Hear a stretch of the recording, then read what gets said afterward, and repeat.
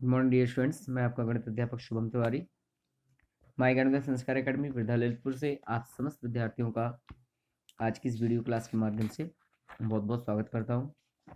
विद्यार्थियों, आज 17 नवंबर 2020 दिन मंगलवार है और आज की इस कक्षा को प्रारंभ करने के पूर्व मैं आप समस्त विद्यार्थियों को बताना चाहता हूँ कि पिछली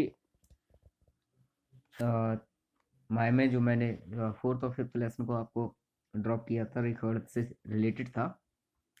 तो यहाँ पर मैंने 5th को चैप्टर को आज स्टार्ट करने जा रहा हूँ, त्रिभुज, जिसमें हम त्रिभुज से संबंधित और त्रिभुज से जुड़ी हुई बहुत सारी जानकारियों को यहाँ पर अध्ययन करेंगे। जैसे सबसे पहले तो इसमें पाइथागोरस प्रमेय की अवधारणा, पाइथागोरस प्रमेय का सत्यापन, पाइथागोरस त्रिक क्या है, भिन्न भिन्न शर्तों के आधार पर त्रिभुजों की रचना, त्रिभुज का शीर्ष लंब, लंब केंद्र क्या होता है, माध्यिकाएं केंद्रक क्या होता है और लंबरदक और परिकेंद्र का इसके बाद फिर त्रिभुज के कोणों के समद्विभाजक करना और अंतः केंद्र वगैरह निकालना, अंतः केंद्र बाह्य केंद्र वगैरह ज्ञात करना। समरूप त्रिभुजों के गुणधर्म भी देखेंगे यहाँ पर और भुजाओं के अनुपात के आधार पर समरूप त्रिभुजों की हम रचना भी करेंगे। तो यहाँ पर हम इन सब के बारे में चर्चा करेंगे। इससे पहले कि हम इस लेसन को स्टार्ट करें, हम बात करते हैं कि जब हम कक्षा 6 में अध्ययन कर रहे थे तो वहां पर हमने त्रिभुज के बारे में और त्रिभुज के प्रकारों के बारे में जाना था। विद्यार्थियों, त्रिभुज के प्रकारों यानी वर्गीकरण की बात करें तो दो आधार पर त्रिभुजों का वर्गीकरण किया गया है। सबसे पहले जानकारी जान लेते त्रिभुज किसे कहते हैं। तो फर्स्ट ऑफ ऑल त्रिभुज की परिभाषा सभी लोग जानते हैं, अर्थात तीन रेखाखंडों से घिरी एक ऐसी आकृति जिसमें तीन शीर्ष, तीन कोण, तीन भुजाएं होती हैं। ऐसी आकृति को हम त्रिभुज कहते हैं। तिर का मतलब है तीन, अगर इसको हम तोड़ दें तो इसका अर्थ होता है तीन, और जो भुज है उसका अर्थ है भुजाएं।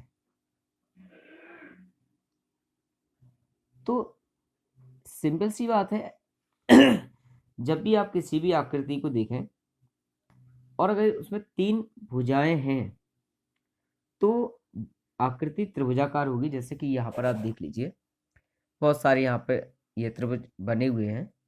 देखिए, एक दो तीन, एक दो तीन, एक दो तीन, एक दो तीन। तो ऐसी आकृति जिसमें तीन भुजाएं होती हैं या तीन रेखाखंडों से घिरी आकृति को हम त्रिभुज कहते हैं। तो सबसे पहले इसकी परिभाषा लिखते हैं। ऐसी आकृति, ऐसी आकृति जिसमें तीन भुजाएं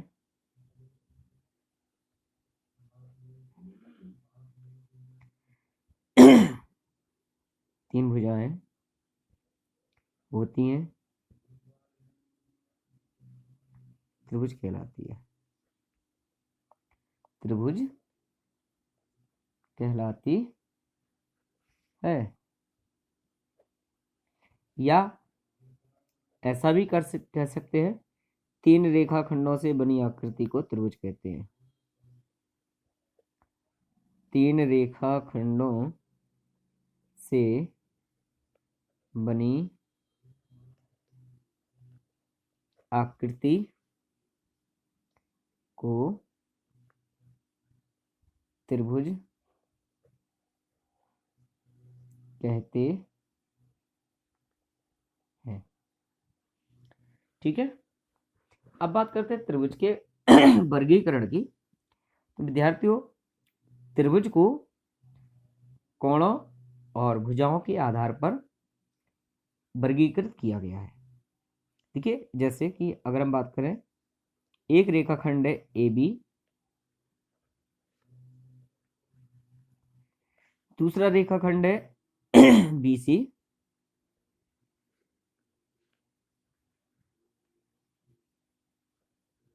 और एक और रेखाखंड है ए सी। अब हम इन तीनों रेखाखंडों को जोड़ेंगे तो ए बी बी VC और CA। तो ये तीनों रेखाखंडों से घिरी आकृति क्या बन गई? त्रिभुज। इसमें देखो एक भुजा हो गई ये BC, एक भुजा हो गई AC और एक भुजा हो गई AB। ये तीन रेखाखंड हो गए। इसमें तीन कोण हुए, CAB यानी कोण A। इसी प्रकार दूसरा कोण B हुआ और तीसरा कोण C हुआ।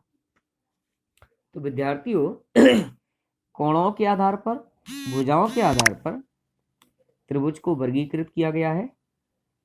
तो यहाँ कोणों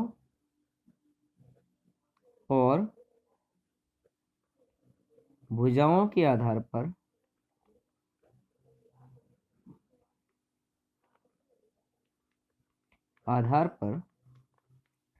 त्रिभुज का वर्गीकरण,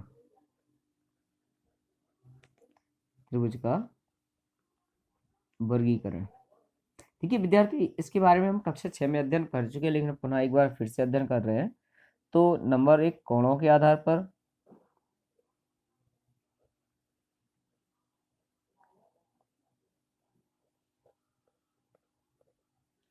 फर्स्ट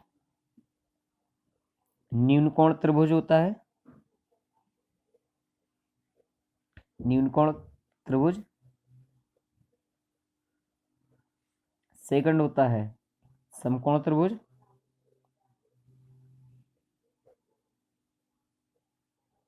जिसका अध्ययन हम अभी 5th A और 5th B एक्सरसाइज में करेंगे। कौन सी तीसरा होता है अधिक कोण त्रिभुज।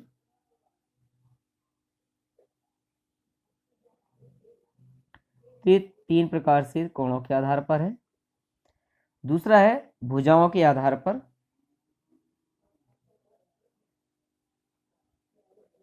भुजाओं के आधार पर, भुजाओं के आधार पर है समबाहु त्रिभुज,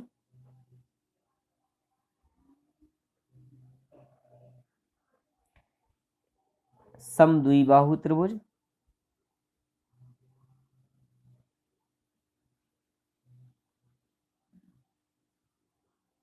और तीसरा है विषमबाहु त्रिभुज।